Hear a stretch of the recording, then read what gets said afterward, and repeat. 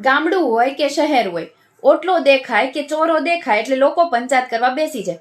અરે પેલાની છોકરી છે ને, કાલ મેં બીજા છોકરા વાત કરતા જોઈ, બોલો. અને ઓલા ભાઈ છે ને, એનો ભાઈ તો છોકરીને ભગાડવાની ફૂલ તૈયારી છે. અને 3 નંબરના ઘરમાં રહે છે ને, એ બાઈ તો આખો દી યુટ્યુબ ને ઇન્સ્ટાગ્રામ જોતી હોય. અરે છોકરાને ભણવામાં ધ્યાન નથી દેતી ને, છોકરાએ ભણવામાં ઠોઠ છે ને, ઘરમાં તો બિલકુલ ધ્યાન નથી દેતી. એને ઘરવાળાને બીજા ચક્કર જ છે. 7 નંબરના ઘરમાં રહે છે ને, એ બાઈ તો એને સાસુને બિલકુલ નથી સાચવતી. અને ઓલા પાછળની શેરીમાં ઓલા ભાઈ નથી રહેતા, એનો બિઝનેસ બિલકુલ ઠપ છે. અત્યારે કાંઈ નથી ચાલતું, ખાલી ખોટી હવા મારે છે એની વાઈફ. અને ઓલી ખબર છે, ઓલી બહુ વાયડી છે. અરે ગમે એટલી તૈયાર થાય ને તો કેવી ભૂંડી દેખાય નહીં. આ બધી પંચાયત કરવાથી શું મળવાનું છે?